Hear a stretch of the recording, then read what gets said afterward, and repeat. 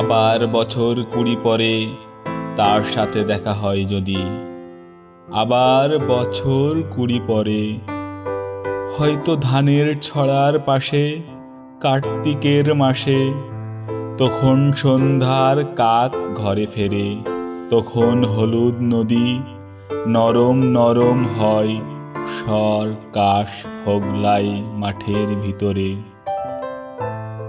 অথবা নাইকো ধান খেতে আর ব্যস্ততা নাইকো আর, হাঁসের নিড়ের থেকে খড়, পাখির নিড়ের থেকে খড় ছড়াতেছে মনিয়ার ঘরে রাত, শীত আর শিশিরের জল।